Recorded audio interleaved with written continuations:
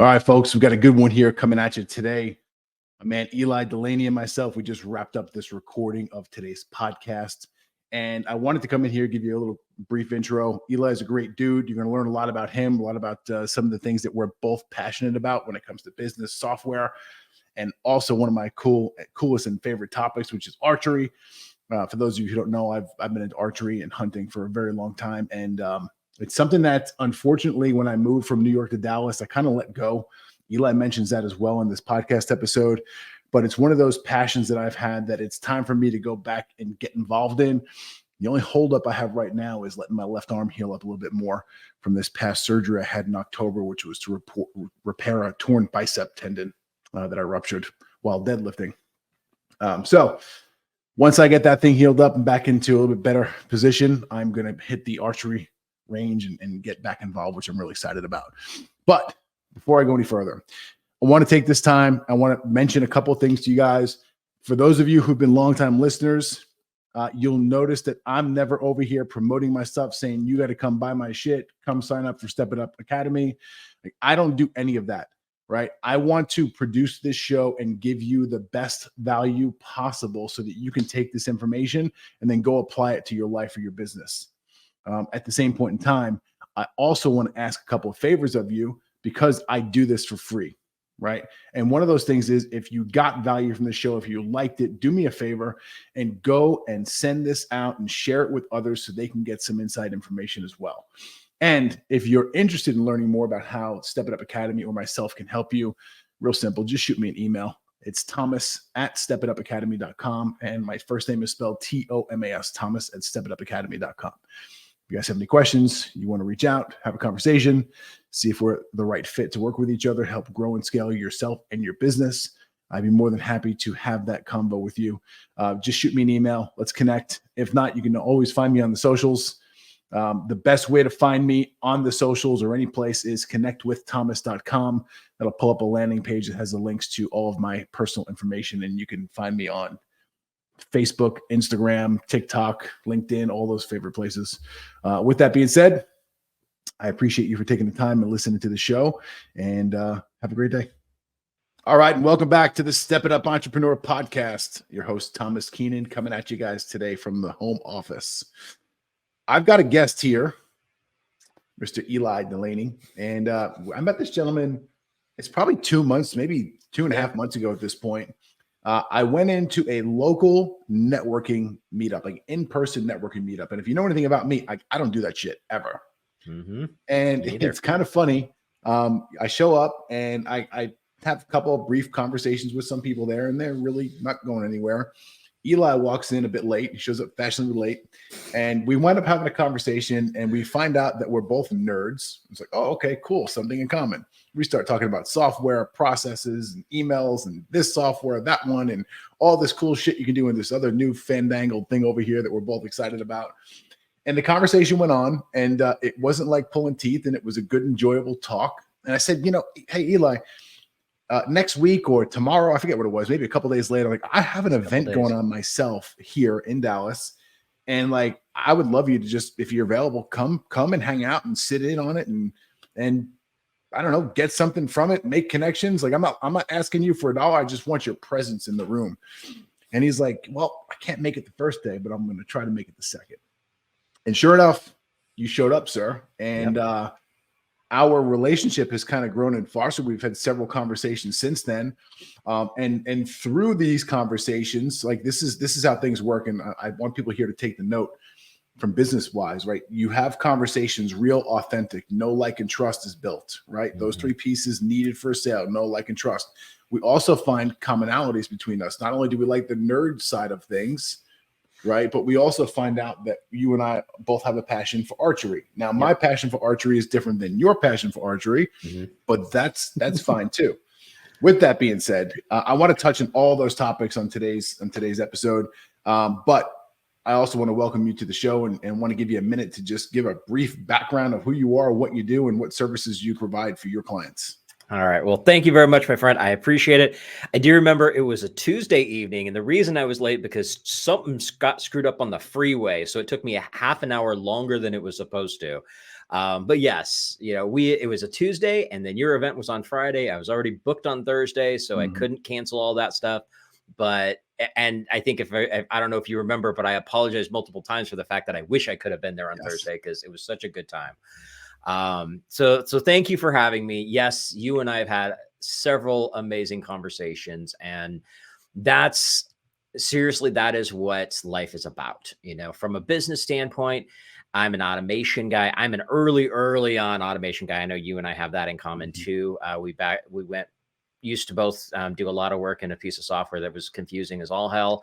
And, we've got a lot of that stuff going on, but it's really about what I help my clients with is not just setting up automations, because there's a dime a dozen nowadays that people can do that, but it's about how do you build a more authentic relationship with people and communicate with them the way they want to be communicated with, so it feels like you actually care about them. Because so many times people get emails, they get texts, they get bombarded on Facebook Messenger or LinkedIn Messenger, and it literally just seems like a pitch after pitch after pitch. And it's like, next thing you know, it's like, okay, am I just somebody's ATM? That's what you don't want to do. And so what I help my clients do is break away from that, using the tools and technology, because having the technology that we have is amazing. It lets us leverage things, and it keeps us from screwing up, because we are humans. We will forget, we will get busy, we will have fires, we will drop the ball. Let the tools and the technology alleviate those mistakes to remove the human error part, but it frees us up to do the part that we can't automate, which is the actual relationship side. And so that's what I help my clients with. Yeah, pretty cool. You and I have talked about it in the past a lot, but you had focused for many, many years in the speaker event space, and you've kind of been working your way, I wouldn't necessarily say out of it, but you're looking for other opportunities in other areas. If that's pretty accurate, let me know. Yeah. So I have worked with speakers and coaches for over 15 years. It's hilarious because nowadays everybody and their dog is chasing after speakers, coaches, consultants in that arena. And I'm like, okay, you guys have been doing this for like, what, a year now? I've been doing this for 15 years, and technically longer than that. What happened is everything that I build with my clients now is stuff that I built for myself, starting back in 2008 when I first got into the speaking world. And it worked so well. Other speakers were coming to me and going, all right, Eli, I see this stuff that you're doing. This is pretty cool stuff. Who's your guy? And I was like, reluctantly, raising my hand, and they're like, cool, here's my credit card. How much? I'm like, no. I'm building my business. I don't want to do another service, because my first company was a web and graphic design agency. And I did that from, again, building relationships, but it worked out of, I went from out of my dining room by myself to opening up an office. I had 5 employees. We're closing 3 to 5 contracts a week, purely on networking and connecting with people. And it almost killed me, honestly. And I didn't want to be a service for, an agency anymore. And so I held off for quite a while. And about 3 years later, I got tired of them hiring other people to help them, and the other people just couldn't get it, and they kept screwing stuff up, and they're paying fortunes for this stuff. And I was like, first off, it shouldn't cost you that much. And 2, they're doing it wrong. And I finally gave up, and I was like, here, fine, I'll take your money as long as you quit whining at me. And that's literally how that business started. And we did that for quite a while. And then over about 2018, 2019, I switched to more of a coaching consulting model. And I really love that. I have so much fun with it, because my goal is clients who have a team that can do the implementation side, because I don't want to babysit, and I don't want to be in the nuts and bolts. I can, but that's not the best use of my time. I'm a strategy guy. And so that's where my clients are. And I still work with speakers and coaches, but what I'm working at right now is I'm looking at more people who actually they're successful in something else they're already doing. So as an example, I have a CPA. She is awesome at what she does. She's a tax strategist, but she knows 2 things. Number 1, her system sucks. She knows she's not following up with prospects and clients the way she should, and she's dropping the ball. She's leaving money at the table, and she's not building as strong of a relationship with those people as she should. And the second thing, she's done a couple of smaller speaking gigs, and like, okay, this is kind of fun. I like this. I'm like, well, speaking is literally one of the best, if not the best way to get in front of a larger audience. If you do it right. So my goal is to get in and help her. And this is what we're doing. We're setting all this stuff up before she gets into if she calls herself, here's my fun part. If you call yourself a speaker or coach, you're probably already broken, and it's going to be a lot harder. She's not there yet. Let's build that foundation and build that business before she takes off, because she'll at least double, if not triple, if not way more, her results by having those foundations in place first before she really starts to take off with those things. Yeah, makes sense. It's one of the biggest things. You probably see this too. You know, we both know several people. Myself, I don't know if you are, but published author. I've written one book, co-authored a second, and started a second like solo project of my own, and abandoned it because my life started going sideways. It happens. And the story was changing so fast. I was like, man, I can't keep up with the writing, so we're gonna wait a little while for this one. But my point here is, I've worked with a lot of my clients who come to me, and maybe a year or two into it, they're like, hey, I think I'm ready for a book. Okay, cool. Let's have a conversation, because I'm letting you know right now, it's not just a book that you're about to embark on. Like, there's so much more to it. Like, I have a client right now I'm working with, and I had this conversation with him. He's definitely ready for it, which is good, because most people aren't. I said, look, dude, if you're going to go down the path of becoming a published author and writing the book and doing all the work that's required there, because you got 6 to 8 months of work there, right? If you're going to do it the right way, and I'm not talking about all the half-assed jackasses who can say you can write a book in 3 days or 3 weeks, or no, stop. Can't we write a book in an hour using ChatGPT? Yeah, let's use ChatGPT and sound like every other asshole out there. That's a whole episode by itself. Oh, 1000%. And I've got a couple other people we can bring in here to give us some real world examples. So my point here is, like, yeah, you've got to most likely hire the editor who's going to help you with the outline, putting the story together. You know, what's the flow of the story going to look like? You produce the content, they go through and edit it for you, and the whole 9 yards. And people dive in and they're like, oh yeah, this is cool. This is the work of becoming an author. But they totally drop the ball and forget about the personal brand, right? And what are you doing from a marketing plan to promote the book prior to it releasing, during the release, and post-release? Most people who become published authors push the book out hard until they hit the Amazon bestseller. And by the way, folks, Amazon bestseller is a fucking fallacy. It's bullshit. And I'm telling you, as an Amazon bestseller, okay, it's a game. It is a game we play, and you call up all your buddies and say, hey, go to Amazon at this time tomorrow and buy X amount of copies of my book, and boom, magically you're a bestseller. And it lasts for, like, I don't know, an hour a day. But after that, after they get that elusive Amazon #1 bestseller sticker stamped on the front cover, they just let it go, and they stop promoting the book. They stop telling the world about it. And I think that's just, it's a shame, because you put all this hard work and energy and effort into putting the book together, and now you've got no marketing on the back end. Right. Also, in the book, is there a call to action? Are you trying to capture leads from the book? Are you trying to direct them to a website or a landing page or whatever it is that you're trying to sell? And I got to tell you this, man. My book came out in June of 2019. And there's call to action at the end of every chapter, which basically says, hey, go over to tomaskeenan.com and grab your book goodies. Okay. I know, because I listened to the book just recently. Yes, you did. So I originally had the workflow built in the confusing software that we talked about earlier. And I've updated it and whatnot to the new software we run now. But that has enabled me over the years to literally add over 1,000 contacts to my CRM just from them taking a call to action inside the book. So, you just laid out such an important piece. And the thing is that this is what I'm talking about, like as an author or as a speaker, which generally those things lead into coaching and those kind of things as well. Those are just the beginnings. Those are just the tool to get us started. Like I tell speakers all the time, getting on stage is just the tip of the iceberg. It's the beginning of their journey. You have to be compelling on stage to get them excited to want to continue the conversation. Your book is exactly the same thing.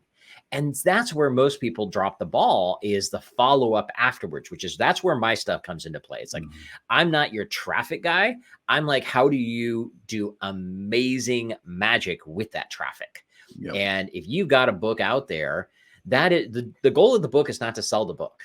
The goal of the book is to give them exposure of who you are, that you know your stuff, that you're genuine, you're a real person, you actually care about them, you want to get them results, and what the next step is, which for your book, you're like, hey, go grab our freebies, go book a strategy session. These are things that people should be doing.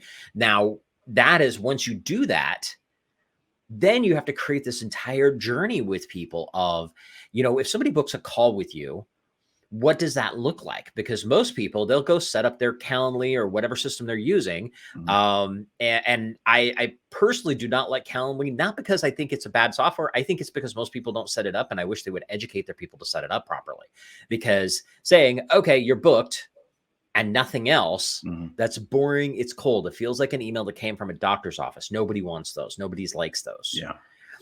But if you can have an email that comes out that says, hey, by the way, we're all booked, looking good. Here's the things you need to know. By the way, I got this really cool video. You should go check it out. This is what it is. This is why I think it's so fun. Like for me personally, somebody books a call with me. I have a presentation I did for the Impact School of Marketing in Philadelphia. And I'm like, hey, this is a cool presentation. If you want to get a feel for me and some of the stuff that I do, go watch this video. I apologize in advance. It's 45 minutes long. If I had a great one that was shorter, I would happily share it with you instead. But this one was just so good, I can't replace it. So check it out. And I would love to hear your thoughts when we jump on our call. Yeah. Now you're building more relationship and rapport before they get on the call. And the cool thing is that alone, I had one guy get on this call with me and he's like, you know, that presentation you did was just dab on perfect. I'm like, well, thank you. I appreciate it. You watched the whole thing? He's like, I watched the whole thing 3 times. I'm like, you mean the 45-minute one, right? Yeah. He's like, yeah, it was that good. And I was like, wow. Okay, cool. And he's like, so let's just cut to the chase. What am I buying from you? You broke it down. You hit the know, like, and trust because of that video. Yeah. And that's just one sample of some of the things that you can do, that you come from a place of conversation as opposed to boring, stale, cold, pitchy.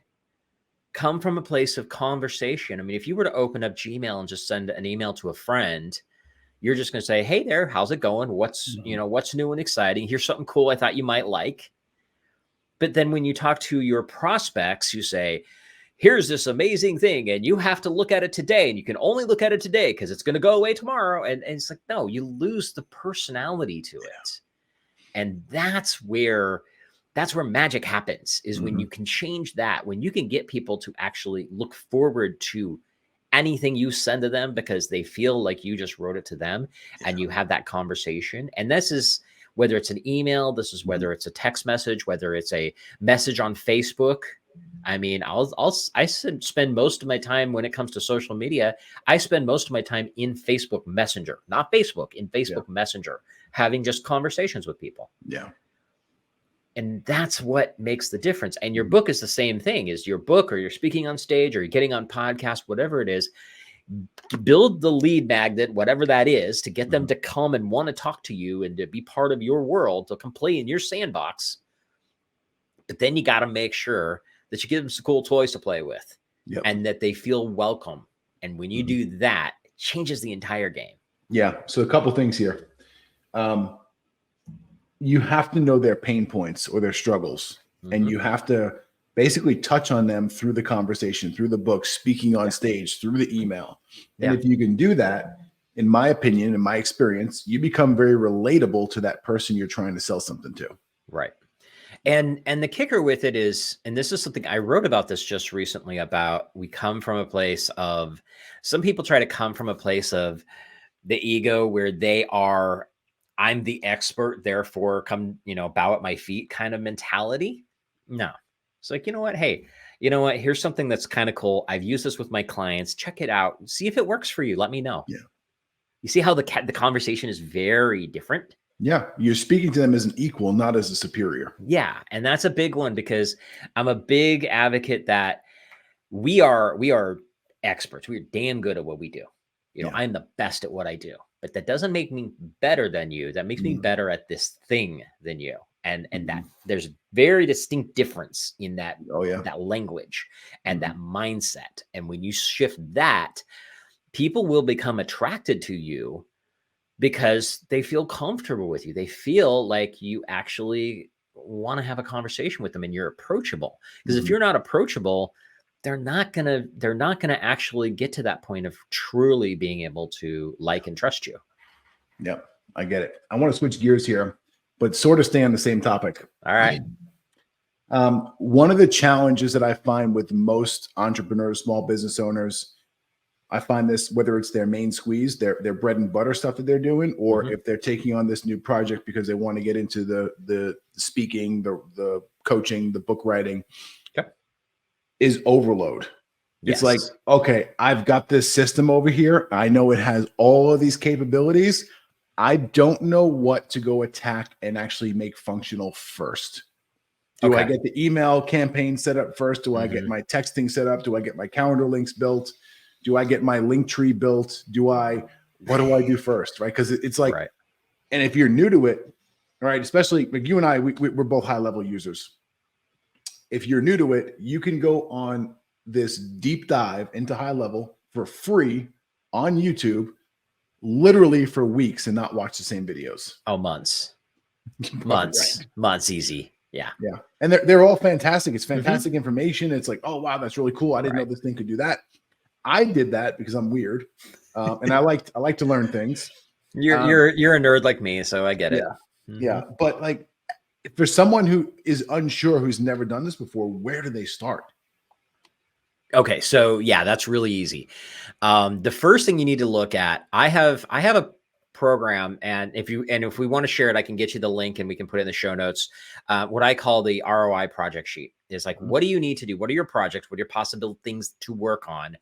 And which is going to give you the fastest results, going to be the easiest, give you the most return. And then you figure out that's kind of where you start. But one of the things like I will look at is the first thing, if you're jumping into a new piece of software like that, there are two major things you need to have set up right away. Your lead machine, whatever that is. I call it a lead machine. That could be a free checklist. It could be an opt-in video for a webinar, whatever. But your thing that you use to say, hey, if you want to come be part of my world, here's this free thing. Come check it out. That first, and your calendar second. Those two pieces, you can build that out in a weekend. Okay. Don't overcomplicate it. All you need is a landing page saying, this is what I got for you. Put in your name and email address. The next page is a thank you. Check your email. You're going to get a stuff, right? 3 emails to go with it that says, thank you for signing up. Here's your link. And, here's a follow-up. Did you do it yet? Did you follow the process? Which, by the way, here's a secret. Most people don't do this, is they give some kind of freebie away because we're all taught to do our freebies, our lead magnet thing. Yep. But then they go for the kill. And it's like, hey, book a call or go buy my thing. No, it's too early. Get them to consume the thing. Get them to read that checklist. So one reason I like checklists, because they're super easy and fast to build, and they're super and easy and fast to consume. So when they get it, they can open it up, because how many times have you downloaded something, you open it up, you look at it, go, this is cool. I'll look at it later. And then it collects digital dust for like 5 years. I literally have hard drives full of that crap, right? So get it fast, because if they can go through and read it and skim it, and they're skimming the first couple pages and they realize, oh, I've already gone through the first 3 pages and it's only 10, I might as well just finish it now. Now you get them to consume it. And then the reminders are getting them to consume it again. Like, hey, did you read this thing? Did you check this thing out? By the way, here's something a little extra to point number 5 on page 3. Something that brings them back there. And then after you've done a little bit of that, then you come back and go, I hope you found value in this. I would love to be able to help you even further.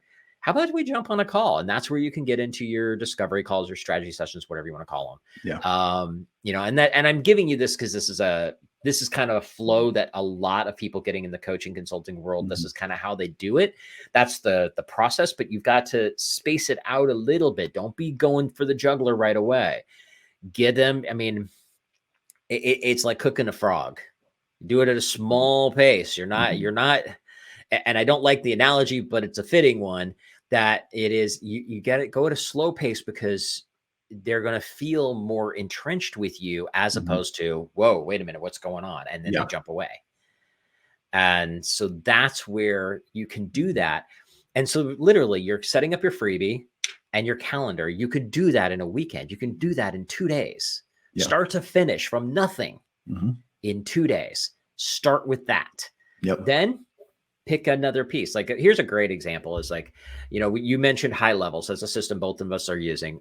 It has a social media planner. So if you want to schedule posts and stuff, I had like clients that were on that for months. They didn't even know it was there because I didn't talk about it. And they're like, how did I not know this? I was like, because I didn't tell you, because you weren't ready for it yet. It's there. It's been sitting there. I wasn't like, it's not like I made it so they couldn't access it. It was there the whole time, but I didn't talk to them about it for the very simple fact that they weren't ready yet. So don't worry about the 552 features, whatever software you have is. Start with, what's the low-hanging fruit? Something to collect leads, something to book calls. Those two things. Your third one, set up collecting money. That's it, and then after that, then you expand to all the bigger, better, cooler stuff. Correct. Yeah. I find that once you have the basics set up, the business dictates to you what the biggest pain point is next, if you pay close enough attention. And if you pay close enough attention, you say, oh, wow, this is becoming a problem over here. And it could be several things. It could be lack of leads. I don't have enough people going through this process that I built. Okay, go find a way to get more leads. Right. What happens when people come through this process? Oh shit, I don't have a checkout page built to actually collect their money. Okay, go get that built. Well, all right. And once you get one or two of those under your belt, it's like, oh, you know what? That really wasn't so difficult. I can easily go into the software now, create a new product, create a landing page or a checkout page for it, or just send a manual one-off invoice. It's not that difficult if you actually climb in there, push the buttons, and pull the levers. And I think so many people are scared to go into today's softwares. They think they're going to fuck something up or look like an idiot. So they say, oh, I can't do that. It's too complicated. Well, let's put that to rest. For everybody watching this, Thomas and I have both been that idiot. Okay. So it's okay. You will break something. It's fixable. Don't stress about it. Can I tell a story? Oh, please. It's your show. You can say whatever you want. I'm just here to hang out. So you may have heard this before, but I don't know if the listeners here have, so we're going to tell it. Going back probably 5 years ago, I was still working in New York, living in New York, and I owned my GPS tracking installation company with my business partner. And I have to explain the business model for those who are listening here on the show for the first time. We were subcontractors for some of the big players in the telematics space. So AT&T, Verizon, they all acquired small GPS tracking companies and basically started selling tracking solutions. And the reason that the big phone companies got involved is because every single tracking device or live dash camera has a SIM card in it. And if you look back at what the phone companies do, they sell phone numbers. They sell activated lines, hence SIM cards. Makes sense. So we're working for AT&T, we're working for Verizon and like subsidiaries of them and a bunch of other big companies. So these guys, we're subcontractors for them. We have contracts signed that basically say, hey, you guys sell the job, you sell the software and the hardware to the client, you send the work to us, and my team goes out and installs the hardware in the vehicle. Okay, we're the paid wrench. On top of that, we find that, okay, we're very reliant on another company to go out there and sell shit for our survivability and thrivability, we'll call it. That doesn't sit right with me. Okay. So we figure out ways to go out there and sell product ourselves, because we also have clients who come to us and we call it contact direct. So they're a client who has found us either through a website, maybe we met them, whatever the case may be. It did not come through one of the GPS tracking companies. So we would market to these companies very differently than we would the big boy GPS companies. Now, lots of people would reach out to us and say, hey, I need a dash camera for my fleet of vehicles. I need a backup camera. And we would gladly sell them the product, the service, the solution, the whole 9 yards. Mm-hmm. And it worked great for us because we made more money and we would get recurring revenue on the dash cameras, especially. So it's around November, 5 years ago. We need to make some more money, right? Excuse me, coming over a cold here. We need to make some money. Like things were a bit slow. Like, fuck, you get those points in business where you're like, I need to put my marketing hat on right now and I need to make some shit happen. So I'm like, all right, I got this. I call up our dash camera provider and I talk them into giving us a discount or a deal if we buy dash cameras in bulk. Okay, cool. Okay. I got that in the bag. I go into the confusing software and I put out a really nice one-off email, fancy images, click here if you're interested, blah, blah, blah, blah, blah. And if anyone knows anything about marketing, especially in that software, there's this thing called tags, and tags are used to segment your list. So my intention here is to send this email only to people who we are dealing with who are contact direct. Oh, I know where this is going. Yes, you do. Unfortunately, I made an error, an almost fatal error, and I sent this to everyone on our list. And I don't even think 20 minutes went by before I got a vicious phone call from one of the top companies we did work for, one of their guys who was responsible for assigning work to us, basically saying, what the fuck are you guys trying to do to me right now? Right. And I said, Chris, sorry, like that was an honest mistake. Did not attempt to do that. So basically, if you guys are picking up what I'm putting down here, I sent a marketing email out to over 6,000 people, whereas I probably should have sent these emails to maybe 600 of the people who were on that list, who were the actual clients for it. So I basically broadcast this email out to my entire list, and that was the wrong thing to do. Because now I'm stepping on the toes of the companies who feed us daily. Right. And I pissed a whole bunch of people off, and very quickly. So I fucked everything up that you can possibly think of fucking up inside of a CRM with automations. Like, I've done it. Yep. Right. You're going to do it. You have to accept that you're going to make a blunder or something like that's going to happen.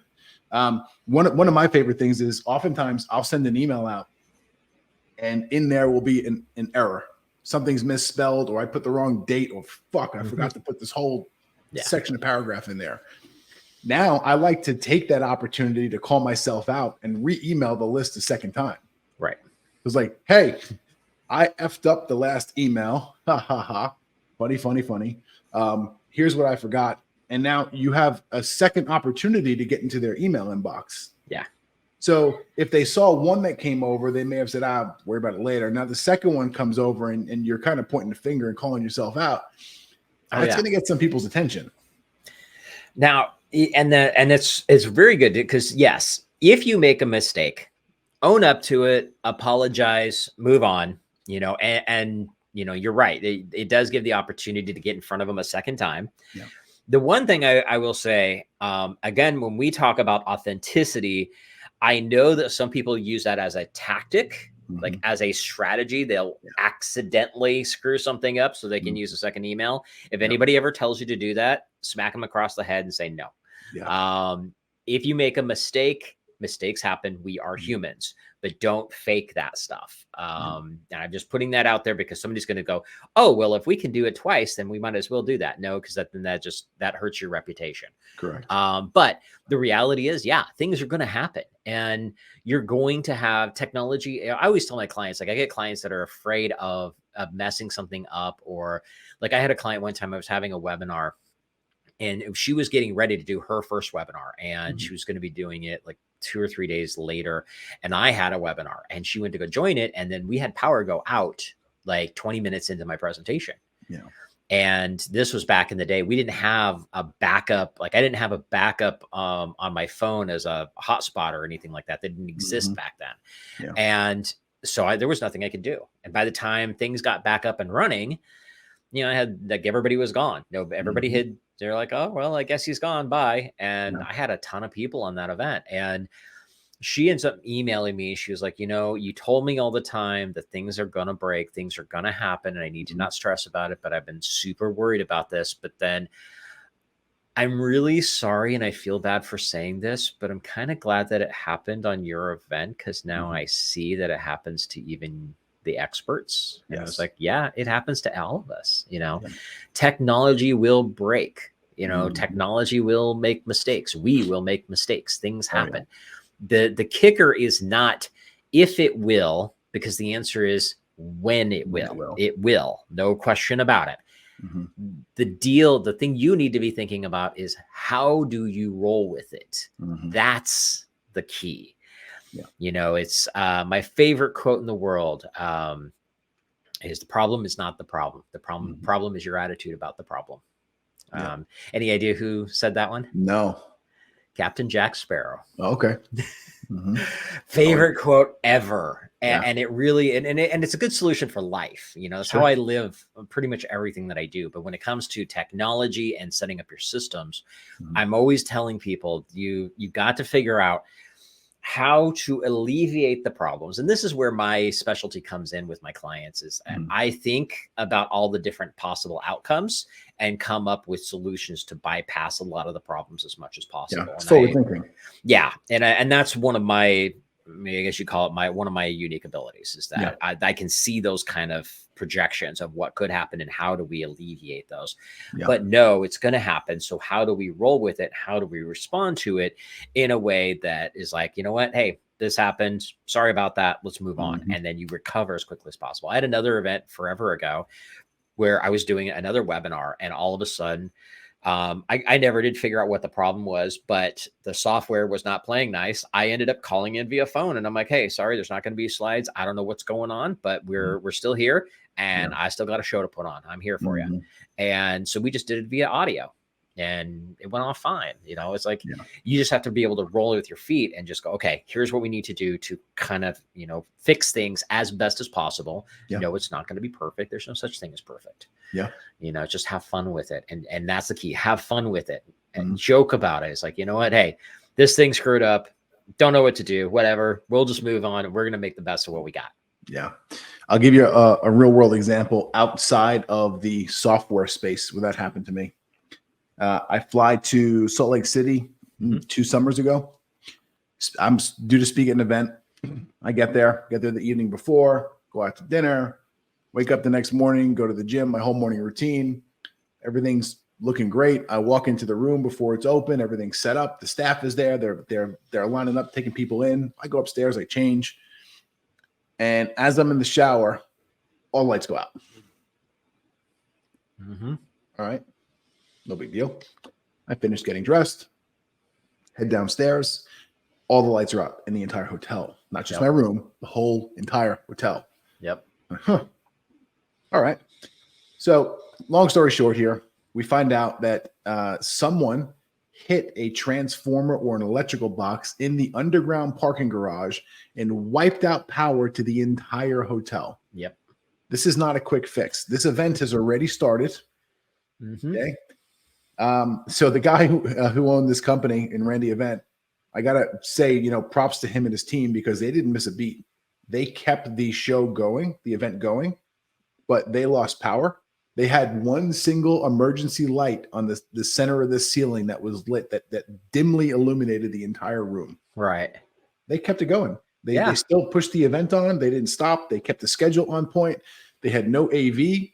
They had no video. Well, the video team was there, but they really couldn't film because it was too dark. Right. Right? There was no microphones, and there was about 300 people in the room. So Yeah. for those people who were getting up to speak, it was like, yeah, you're probably not going to have much of a voice left after today because we're going to ask you to pretty much You got to project as scream best it. as Yep. possible. Yep. Yeah. But like that stuff's going to happen. And a lot of Right. times you have to understand and accept the reality that is outside of your control. Mhm. Yeah. And, and the reality is we can talk about this, whether it's technology or anything else in life. You want to be as prepared as you can. Like for me, I'll have, if I'm speaking at an event, a lot of times, if I do have slides, I Mhm. have I have my slides on a stick as well as on my laptop, just in case I need it. And it's all cloud-based, so I can log into my Google account anytime I want to and get stuff as I need it. Think ahead on those kind of things. Start thinking about what if scenarios. And this should happen in how you run your business in any aspect. I think about it a lot from a technical standpoint. What if this happens? How do we have things in place that can bypass that and give us an alternate route? But everything you do should be that way. Just always have it. Don't expect it. Don't expect that it's going to be a big, nasty thing and be terrified of things that are going to happen, but expect it could happen. And at some point it probably will happen. So let's just be prepared for it. Yep. And when you do that, the cool thing is when you do that and you don't dwell on the possibility of everything breaking, life gets easier, because then you're like, yeah, okay, well, here's a couple things that could happen. And if they do, here's kind of probably the best thing we could do with it. But, I like to say I'm a optimistic pessimist. I hope for the best, but I'm prepared for the worst. Yeah. And when you can come at life that way, we're not talking just business, but you talk about life that way, it takes a lot of pressure off. And then you get to a place of like, oh, okay. And when the bad stuff happens, it's like, oh, well, that kind of sucks. Yeah. But you're still kind of peaceful about it. Yeah, I agree. All right, let's switch gears here. Let's talk about some fun, cool shit. All right. I thought that's what we were already doing. I'm having a good time. Me too. Let's talk about archery, man. Like, tell me about your experience. How'd you get into it? What style of archery is your favorite that you're really into, that you have a passion for? Because there's many different styles of archery. I just want to hear it from you, man. Okay. So I got into archery, would have been probably about 9 years ago. And I had like next to no experience prior. Like I think the only experience I had prior to that was in high school, when they run you through the course of, you spend like one day doing one type of activity and another day you do another activity. And of course they had like 3 bows for 30 people. So you shoot like 2 arrows and you go on. And of course you miss the target and everything. So I had no experience, but when the rise of all the archery stuff showed up in TV and movies and stuff like that, and I'd always kind of had an interest, but I never pursued it in any way, shape, or form. And when you got Hawkeye from Avengers, and you had Katniss from Hunger Games, and you had Arrow on TV, and all the different things, I was like, because I'm a nerd, so I like to watch all the sci-fi and goofy stuff like that anyway. But then I was like, I bet archery is really a good form of meditation. And I started doing some research, and I found it is actually very well known for that, especially in Japanese culture. Yeah. And so you get into Kyoto, is the Japanese version of archery. What they do is, you actually, when they have their competitions, they actually score you higher on your form than where you hit the target. And it's because it's all about the perfection of the process, not the destination. And so I kind of started studying some of it. I started getting interested in it. And then my daughter actually bought me lessons at a local place. And so I take these lessons at a like month long session thing. And I figured out 2 really important things while I was there. Number 1, I loved it. I had a blast with it. I really enjoyed it. And 2, those people should not be teaching people because they're dangerous. But after that, I got into it, and fast forward, I ended up getting into not just the archery. And by the way, it's all traditional archery. I do not use a compound bow. It is, I started with recurve. I got into doing longbow. That's actually my preferred. I shoot traditional longbow.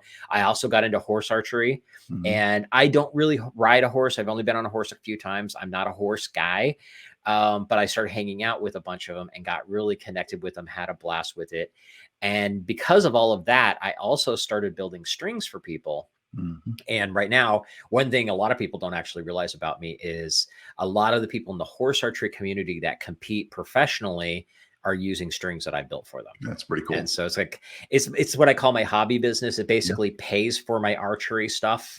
It bought my custom bows. And then with all of that, I got certified as a trainer. When I was up in the Northwest, I competed quite a bit. I don't know if I told you this, but I was actually the #1 longbow in the Northwest section, which is Alaska, Washington, Oregon, Idaho, Montana, and Wyoming. I was Very number cool. one longbow for 5 years. Wow. In the sectional tournaments. Mhm. So had a lot of fun with it. I don't get to shoot as much as I used to now that I moved here, which is really sad because of the fact there's so many opportunities here. I just haven't gotten back into it as much. But for me, the biggest thing with archery is it's my Zen time. It's my time for me to clear my head, just relax. And it's a form of meditation. And that's why I do it more than anything else. The tournaments can be fun. Honestly, the tournament, I have more fun just meeting the other people than anything else. I don't hunt. I have no desire to hunt. I have respect for hunters. As long as you're ethical in what you're doing, that's perfectly cool. I'm a big fan of, we have some amazing steakhouses. I don't need to. So I go with that methodology right there. But it's a lot of fun. And again, it is one of the kind of things, if you can get into it, get a chance to go try it out.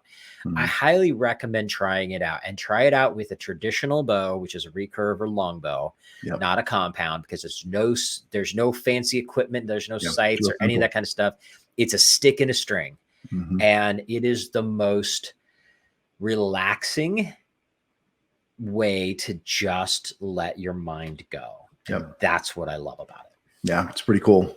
My story's a bit different with archery. Always was interested in it. And maybe as a kid at one point I had a bow, but kind of fizzled out as I got older and got busy and started the career and the whole 9 yards there.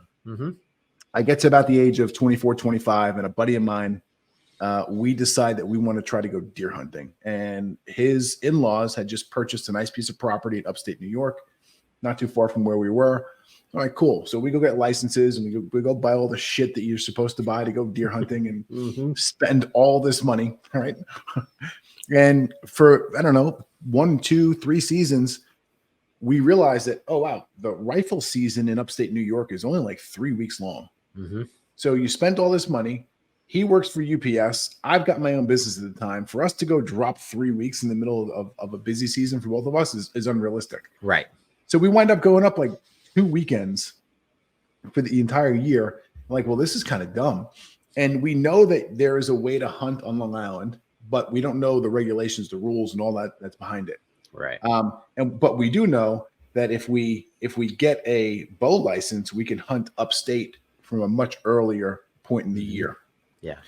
So we go, we take a class, we get licensed for bow hunting in New York State, which is the whole other 8-hour class, which is kind of ridiculous, but whatever. And we go and buy our first bows. And the intent was, archery is cool. We kind of like it, but more importantly, we want to be able to hunt more. Right. So we do this. We start checking out all the regulations and whatnot. And I'm shooting this bow now, and I'm like, dude, this is the coolest thing ever. Like, to the point where I'm coming home from work, and in my house in New York, I had about 10 to 12 yards in my basement. Okay. It was just enough for me to go back and sling 10 hours a night or something, just to keep the form and keep the back muscles in good shape. Right. I shoot a compound bow, so getting past the fulcrum until the cams take over, like, you still got some weight you have to pull. Right. And just practicing the form, practicing, where you're knocking the arrow, where the string is touching, and duplicating it the same exact way over and over and over again, or attempting to. Yeah. And so I fell in love with it. And I'm a big gun guy. I love shooting firearms. I have my whole life. I've got a collection of them. I do really well with them. I'm a pretty decent shot. And when I found archery, it was like, oh, put the guns over there. Because every time I go to the gun range, it's $200-$300 in fucking ammo. Oh yeah. And when I go to the archery beautiful things about archery, you get to reuse your ammo. Yes. you go into the archery range, you pay the guy $15 or $20 to go shoot for an hour or the day, whatever it is. I haven't been doing it so long, I don't know what it is anymore. And you go there and you sling the same ammo over and over again, like you said. Occasionally you break one. Yeah. It does happen. But cool. Go spend $30 and get a new one, and you're back in the game. Right. But I just fell in love with it, and it was something I got really good with. And I started hunting a lot on Long Island with the compound bow, and to the point where I just became lethal with it, and would go out. And there wasn't a season in probably the last 6 or 7 years before I moved from New York to Texas, there wasn't a season that went by that I didn't take a deer home with a bow. Nice. Like it That's was awesome. it was almost guaranteed. Yeah. Like I knew where to go. I knew where I could see him. I knew exactly what I needed to do in order to use the weapon effectively. And part of me knowing that was the consistency of picking that damn thing up almost daily and slinging a couple arrows, even if it wasn't slinging arrows at 40 and 50 and 60 yards downrange. Right. Right. Well, and that's, I'm going to mention something with that, because there's a lot of guys that are in that compound arena that they literally take it out, and I mean, they're practicing like the week before they're going to go out. And and that it just boggles my mind that you would do that. You know, like I said, since I moved to Dallas, I've not had the opportunity, just mostly because I've been doing business stuff. But there was at one point I was literally going out and shooting every day. Now, something that's really fun, especially with traditional, is if you've ever had a chance, you should try archery golf sometime. So you're basically shooting, it's like a range, like a golf range, and you're shooting as high as 700 yards. So you're not going to go that far. You shoot, like I can shoot with my longbow, I can get 190 yards. And then you find your arrow, and sometimes that's a little more difficult than you'd like it to be. And then you shoot again. And then when you get up to it, you take that precision shot for, you know, the hole essentially. And that's a lot of fun. I've done tournaments. I did a lot of different tournament things. Sectionals was like an indoor 20-yard type of thing, but then we've done the longer stuff, 40, 50, 60 yards. I've also done what's called clout, which is 180 yards. And you're just lobbing it. Basically, you have a flag and then the target on the ground, and you try to get as close to the flag as possible. And it's funny because when I first did that, one of the guys that I shot with, he was a hunter, and he actually did custom arrows for me. That's his specialty. And it was funny because I don't shoot heavyweight because I don't hunt. I don't need to. So I shoot like, at the time I was shooting, I think 40, 45 pounds, and which is still legal weight for most places. But some of these guys, they're like, well, you have to shoot 70 pounds if you're going to take some down or whatever. I'm like, no, you just got to be good. You know, if you fix that, I'm good right now. So, a little side note from a hunter's perspective, 40-pound draw weight will pass through a whitetail. Yeah, no, I know. And it's all about, you got to have a good shot. And again, that goes back to where I said, you've got to have an ethical shot more than anything else. But it was funny because he's like, well, you want to get out there. You're going to take the lightest arrows you possibly can, because at 180 yards, I don't know if your bow's going to go that far. And I'm like, really? And I'm all worried about it because I'm still fairly new at the time. I had never shot that kind of distance before. Like I had no place to shoot that far.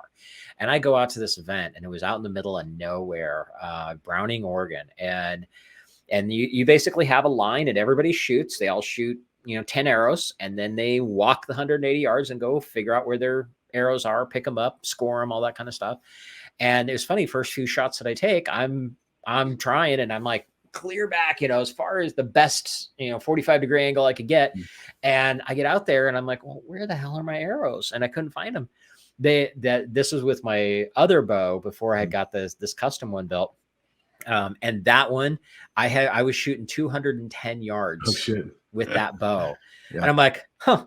And he said it wasn't even going to make it this far. That's pretty impressive.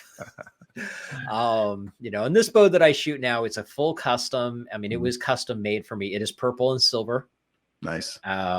It's even, it's branded across, and it gets attention. It gets so much attention. People are like, that is a beautiful bow. I'm like, yep, those are the colors I picked. And it was hilarious when I got him, because he's like, when he gets it to me, he says, well, when I built this, I really put a lot of matte in it to mellow it out and everything, because it was really bright. And I'm like, dude, you should know me well enough by now. I am the most flamboyant straight guy you could have left it nice and bright and shiny. And he just stops. He looks at me, just kind of shakes his head. Like, yeah, I should have known better. But it's a lot of fun. And that's, for me, that's it. It's fun. It gives me an opportunity to hang out, and, like it says, like, above my head, meet cool people, which I always, that's a big thing for me. I like to have wonderful conversations with people, and it's something that I can do for archery. Another thing I love about it is, if you have somebody to go with, that's great. You can have a great time with other people. But if those people flake out on you and you're by yourself, you can still have an amazing time. Yeah. Yep. I agree. Awesome. Well, sir, we had a great conversation once again. We're at that time in the show where I'm going to ask you where we can find you. All right, that's simple. Easiest way to get a hold of me, go to connectwithely.com. Ely is E-L-Y, not E-L-I, E-L-Y, connectwithely.com. I have some of my free stuff up there. I got links to all my sites and my socials and all the different things. You can even book a call on my calendar if you want to just chat and talk about archery or other cool stuff. The one thing I do ask, if you are going to connect with me in social media, which I totally recommend, but please do us both an amazing favor. And when you send that message, send a message or send that request, send a message with it. It says, hey, I heard you on the show with Thomas. This is something that I liked. I mean, just some kind of reference to this show. So I know where you came from.